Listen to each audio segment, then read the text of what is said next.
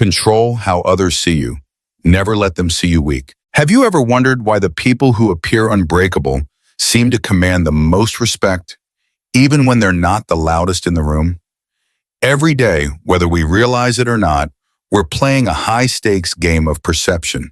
In that game, the way others see you is often more powerful than your true intentions, your skills, or even your goodness. This isn't just a theory, it's the core of Machiavellian wisdom. In a world full of masks, the strongest players are those who master their own image, not by being fake, but by being unshakable. Machiavelli, the master of power dynamics, wrote, "Everyone sees what you appear to be, few experience what you really are." That single sentence reveals the secret that separates survivors from victims, leaders from followers, the betrayed from the untouchable. The truth is, if you want to avoid getting stabbed in the back, if you want to move through life with power and self-respect, you must learn to control how others see you and never, ever let them see your weakness. Think back on your own experiences. How many times have you confided in someone only to feel more isolated or exposed afterward? Maybe you showed your vulnerability to a coworker, expecting understanding, but later found your story used as gossip. Maybe you trusted a friend with your worries, only to sense their quiet judgment. In moments like those, the pain isn't just from the initial wound, it's from the realization that your openness has become a weapon in someone else's hands. That's not your fault, it's human nature. But Machiavelli's lesson is this: don't give the world a blueprint for your destruction. When people see where you bleed, they know where to cut. This doesn't mean closing yourself off or living without trust. It means developing emotional discipline. Your pain, your fears, your doubts, they're not shameful, but they are private. They're precious. In the wrong hands, they become leverage. So what does this look like in real life? Imagine two leaders in a corporate office. One wears his heart on his sleeve, admits his anxieties, tries to bond by being vulnerable. The other is calm, composed, and rarely reveals anything beyond what's necessary. When challenges come, layoffs, competition, rumors, who do you think others rally behind? Who do they fear crossing? It's almost always the one who maintains mystery, who seems emotionally steady, whose energy is harder to read. Their calm is power, their restraint is respect. But why is perception so powerful? Because most people don't make decisions rationally. They judge quickly based on appearance, posture, tone, and confidence. When you radiate strength, even if you're struggling inside, others begin to treat you as if you are strong. Their treatment reinforces your reputation. And in the social ecosystem, reputation is reality. This is why unreadable people are so respected and at times feared. When you never show your cards, people can't predict your next move. They hesitate to challenge you, gossip about you, or push your limits. Your unpredictability becomes a shield. Machiavelli never suggested you should be cold or inhuman. He urged strategic self-control. Share your emotions with a select few who have proven over time that they're worthy of your trust. For everyone else, become a mirror, reflecting only what you choose to show, never more.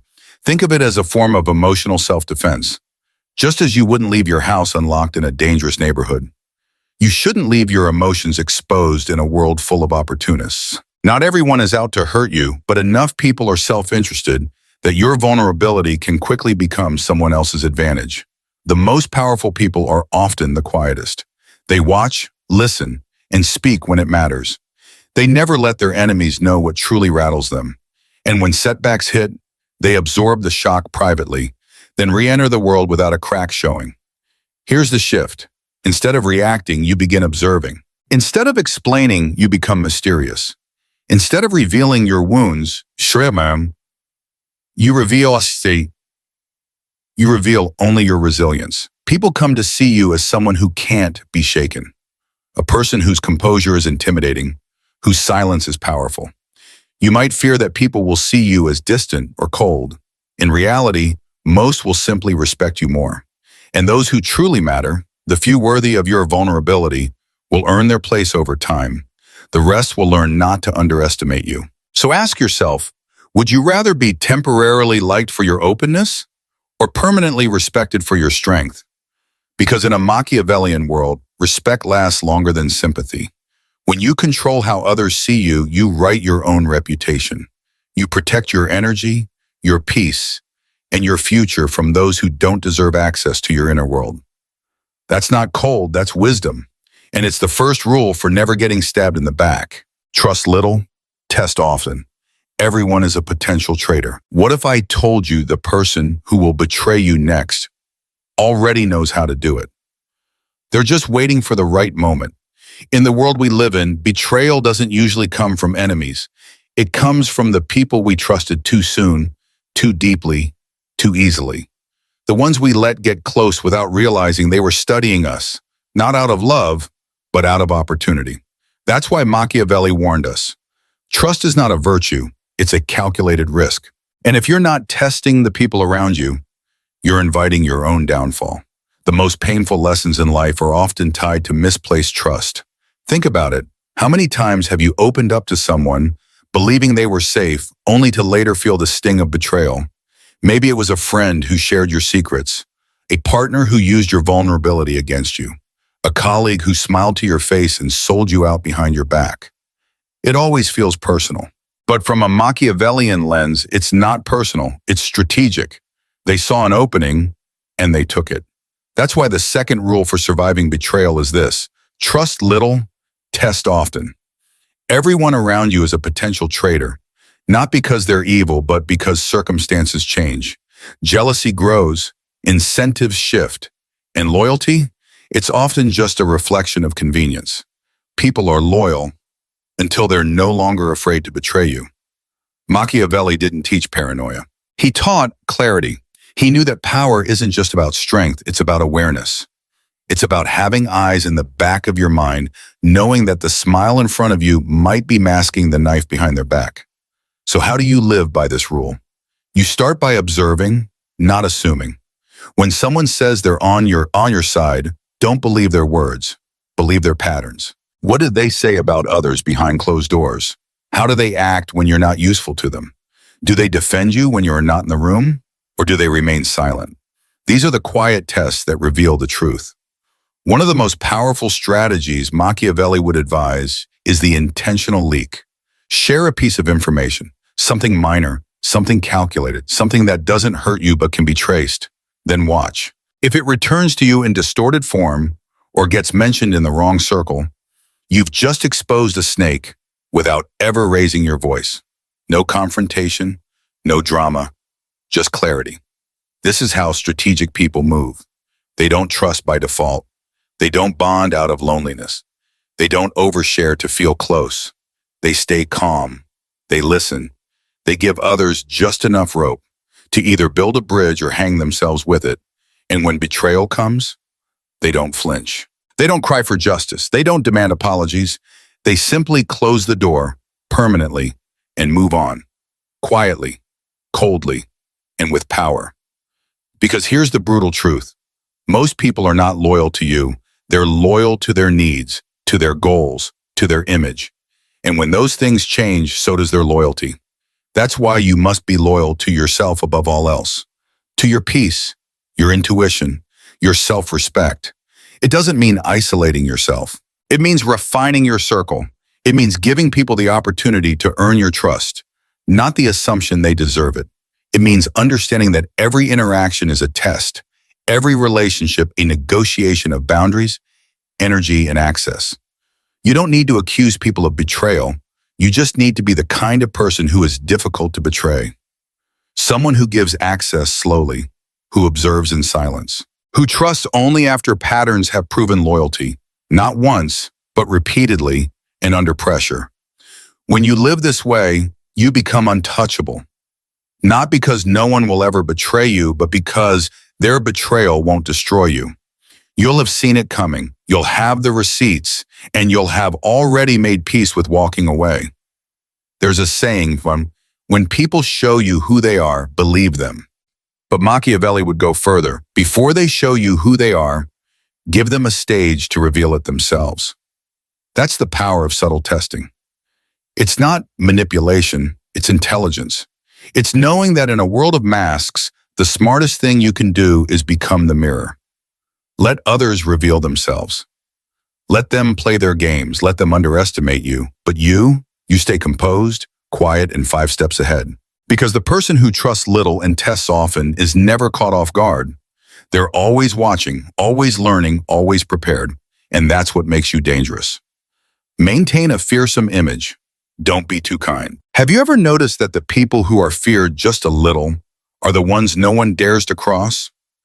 We're raised to believe that kindness is the key to connection, that being liked is the gateway to influence, that if we just stay humble, helpful, and warm enough, the world will treat us gently in return. But that's not how it works.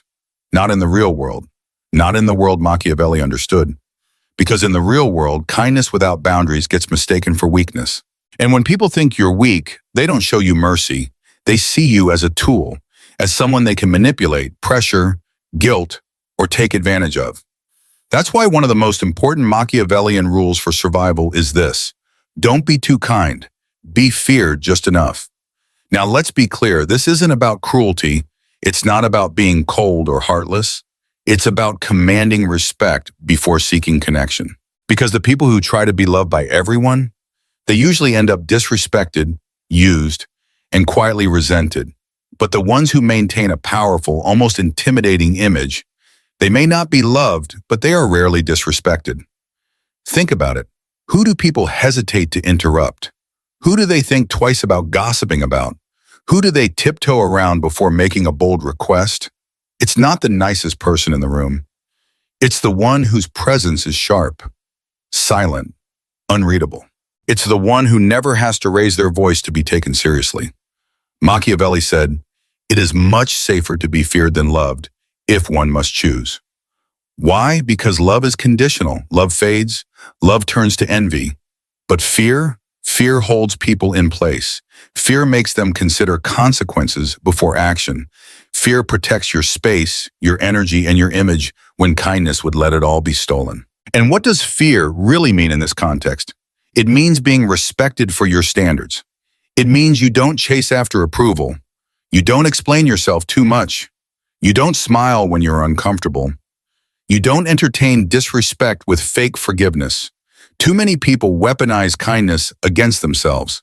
They say yes to things they hate just to avoid conflict. They tolerate disrespect, hoping it will stop. They show compassion to people who only understand power. And what happens? They get drained, overlooked, silently disrespected, and worst of all, they start to question their own value. But when you maintain a fearsome image, when you show the world that you have boundaries and consequences for crossing them, everything changes. People start treating you differently. They become more thoughtful, more cautious, not because they hate you, but because they respect the energy you command. And in a world where fake smiles and shallow connections are everywhere, that kind of respect is rare and powerful. Let's look at an example. Imagine 2 managers at a company. One is friendly, always smiling, always saying, "Sure, no problem." The other is calm, direct, and doesn't talk much. The first one is liked, but people often ignore their instructions, miss deadlines, and take advantage of their leniency. The second, people don't joke around with them. They show up prepared. They speak carefully. Because even though that manager isn't aggressive, they're respected, possibly even feared. Now ask yourself, which one do you want to be?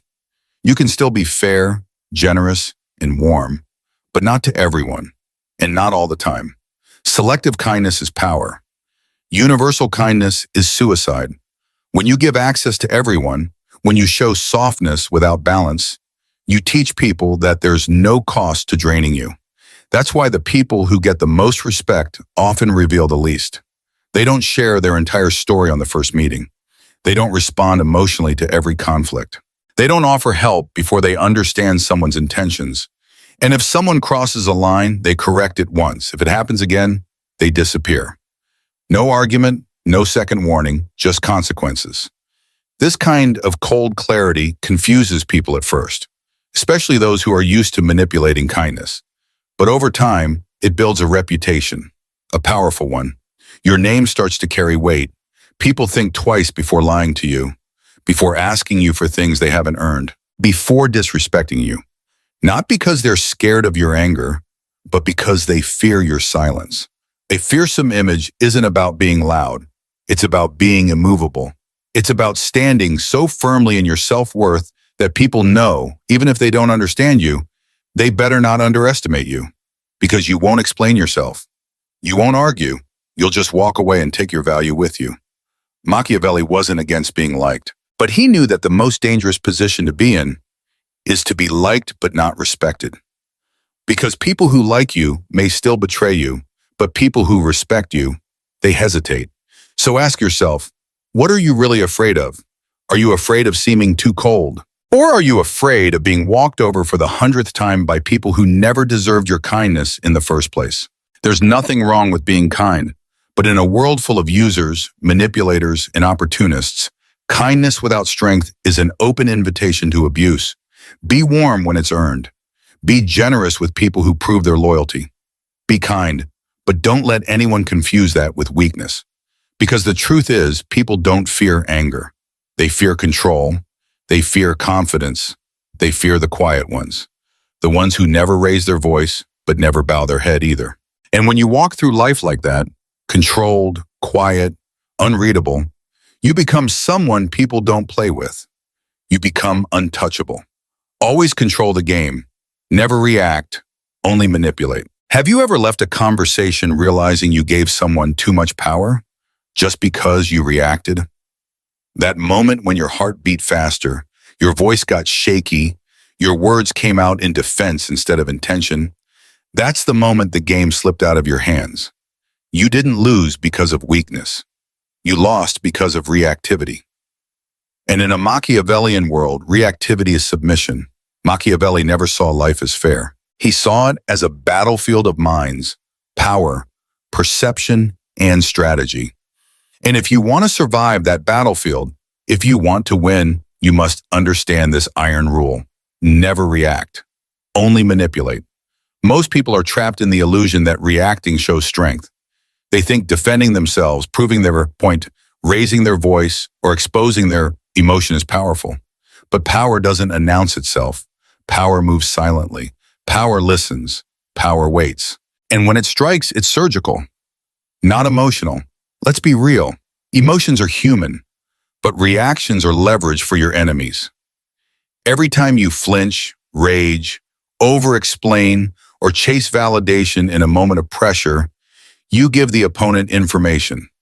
What bothers you, where your insecurities live, how to control you. It's a blueprint they'll use against you again, because people don't attack strength. They exploit patterns of weakness. This is why Machiavellian thinkers don't speak first. They observe. They don't react to insults or pressure. They create environments that make others react instead. It's the psychological version of chess. Every move has purpose. And the person who controls the board, not the one talking loudest. It's the one who makes others move without even realizing they're being led.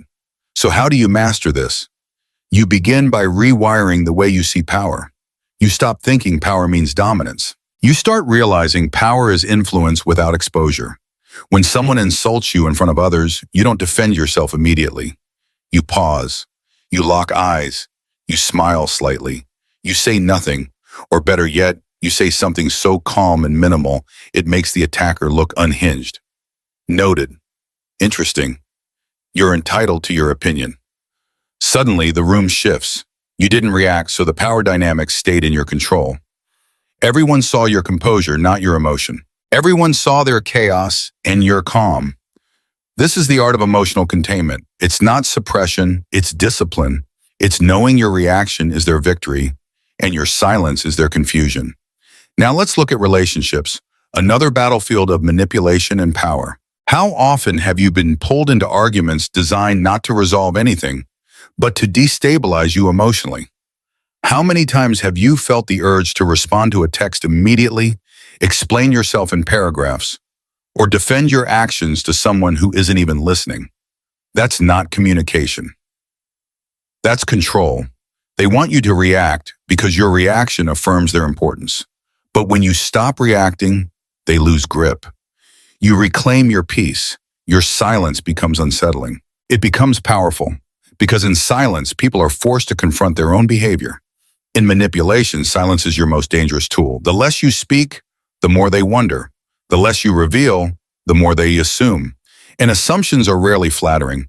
People project their guilt, fear, and insecurities onto your quiet. Machiavellian thinkers let others overplay their hand. They don't interrupt. They don't expose their intent. They wait. They let others show their full plan. They let the ego burn out, the manipulator talk too much, the liar forget what they said last time. And when the time is right, they strike, not with words, not with emotion, but with undeniable facts, calculated consequences, and absolute detachment. This strategy doesn't just apply to enemies. It applies to anyone trying to control the energy of the room. In business, when you're calm while everyone else panics, you become the leader. In conflict, when you stay composed while others unravel, you gain leverage. In public image, when you never explain, so always deliver, but your name builds its silent strength. But perhaps the most powerful use of this principle is internal. You must learn to stop reacting to your own fears. When anxiety whispers, when insecurity rises, when anger tempts you to explode, you don't obey. You pause, you breathe, you think like a strategist. You ask yourself, is this reaction useful? Or is this exactly what the enemy hopes I'll do? This inner mastery is the foundation of outer power. Because if you can't control your emotions, someone else will. And if you can't resist the bait, you'll never control the game. So here's the real secret. To manipulate the world outside, you must first stop being manipulated by the world inside. You must become so emotionally sovereign, so psychologically stable, that nothing rattles your image. That even in chaos, you remain cold, calculating, present, and deliberate. That's how you win arguments without speaking. That's how you dismantle enemies without touching them. That's how you dominate the room without ever raising your voice. You never fight battles you didn't choose. You never defend yourself against fools. You never argue to prove your truth. You simply become so effective that your results speak for themselves. This is Machiavellian control in its purest form. Silence over noise, precision over panic, control over chaos. You don't react. You manipulate quietly, consistently, and without apology. And the best part? By the time they realize you were playing the game, you've already won it. When the enemy reveals themselves, strike completely, leave no room for revenge. What do you do when someone you trusted turns against you? Do you walk away, or do you make sure they never get the chance to strike again? In life, betrayal rarely comes from strangers. It's the people we've welcomed into our homes, confided in, laughed with, the people who knew exactly where to strike. And when that betrayal finally happens, when the mask slips and the enemy reveals themselves, you only have one chance to respond. One decision that could determine whether you end the threat or invite a second betrayal. Machiavelli didn't believe in forgiveness as a political or strategic virtue. He believed in elimination, complete, silent, and irreversible. In his words, if an injury has to be done to a man, it should be so severe that his vengeance need not be feared. Why? Because half of measures breed future enemies. You may think you're being the bigger person by sparing them, but what you're really doing is giving them time to reload. Let's be honest, revenge has a bad reputation. Modern culture tells us to turn the other cheek, to let things go, to rise above. But rising above isn't always about walking away. Sometimes it's about removing the threat so it never rises again. That's not hate, that's self-respect. That's survival. When someone shows you they're capable of betrayal, believe them. Don't justify it. Don't negotiate. Don't explain it away with, they were stressed, or they didn't mean to. No, they meant it, and the next time they'll do it better, more subtly, with sharper knives and fewer warnings. Machiavelli saw the world not as it should be, but as it is. And the truth is, most people only act right when they're afraid of what happens if they don't. The person who betrays you but faces no consequences learns something dangerous, that your boundaries are optional. So what should you do when your enemy reveals themselves? You don't confront them emotionally. You don't create a scene. You don't beg for answers or apologies. You disappear. You gather proof. You watch. And when the time is right, you make a move so complete, so silent, so final, that they never touch your name again. This can take many forms depending on the battlefield. In the corporate world, it could mean exposing a backstabbing coworker's paper trail of manipulation to leadership, once you've secured your promotion and theirs is out of reach. In your personal life, it could mean cutting off a toxic ex or friend completely. No contact, no closure, no second chances. They don't need an explanation. They need to feel your absence and understand it's permanent. In business, it could mean severing ties with a dishonest partner after you've moved assets, shifted power, and ensured they no longer hold leverage over your empire. Whatever the context, the principle is the same. Don't strike emotionally, strike strategically. When you move, you don't just win, you erase. You take away their power, their influence, their opportunity for revenge. Because here's the part people forget. The person you wound and leave standing will spend every minute recovering, planning, and waiting. You think mercy is noble. But to a traitor, mercy is weakness. You think forgiveness will set you free. But to them, forgiveness is a second chance to strike harder. You think time will heal everything. But they spend that time sharpening their next move. Machiavelli knew what many don't want to accept. You only get betrayed once by someone you truly eliminate, not by someone you reason with, not by someone you warn, but by someone you allow to stay close enough to try again. And when you decide to finish it, you don't explain. You don't justify. You simply act, cold, quiet, precise, not because you're cruel, but because you're done playing the game they started. This isn't about becoming evil, it's about becoming immune. It's about building a reputation that says, crossing me has consequences. A reputation that doesn't rely on threats, but on what's already happened to the last person who thought you were soft, because nothing speaks louder than an example. When people see how you handled betrayal, how you erased it, burned the bridge, and never looked back, they remember. They take notes, and most importantly, they think twice. That's real power. Not the kind that begs for loyalty, but the kind that demands it through consequence. Not the kind that fights for closure, but the kind that creates silence so deafening that it speaks for you. Not the kind that gets even, but the kind that makes sure no one even tries again. So if you're in that moment, if the betrayal has happened, if the knife is still fresh, don't react with emotion. React with clarity. Ask yourself, what do they still have access to? Where is my leverage? How can I remove them so completely they no longer exist in my world? Because when you remove someone with precision, they don't get to come back. They don't get to explain. They don't get to tell their side of the story. They just disappear from your kingdom. And you move forward, stronger, quieter, untouchable. Not because you're heartless, but because you finally understood what Machiavelli always knew. Mercy is for the innocent. Finality is for the traitors. Life lesson. When someone shows you their true face, believe them, then act without hesitation. In life, betrayal doesn't arrive as a warning, it arrives with a smile. One of the most important lessons we can learn, especially in a world driven by perception and power, is this. Not everyone who claps for you wants to see you win, and when someone finally shows you their true nature, through deceit, sabotage, or silent disloyalty, that is not the time to give grace. That is the time to make a decision.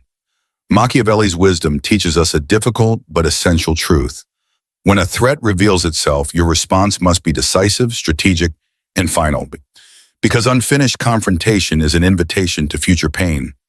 The person who hurts you once and is allowed back into your life learns that your boundaries are suggestions, not laws. And the people watching you, they learn that hurting you has no cost. Forgiveness has its place, but it should never come at the expense of your peace, your dignity, or your power. There is strength in silence and strength in knowing when to walk away without a second word. But even greater strength lies in knowing when to close the door and never open it again. This isn't about revenge, it's about self-respect. It's about removing access to your energy from those who've proven they don't deserve it. It's about understanding that not every relationship needs a conversation, a closure, or a comeback. In a world that romanticizes empathy, Machiavelli reminds us that self-preservation is not selfish. It's necessary. You are not cruel for cutting people off. You are wise for knowing when something can't be repaired. So the next time someone shows you they are willing to harm, use, or betray you, don't flinch, don't chase, don't explain. Remove them completely, silently, irreversibly. Because that is how you protect your peace and teach the world that your loyalty is earned, not given. Charge earned, not given.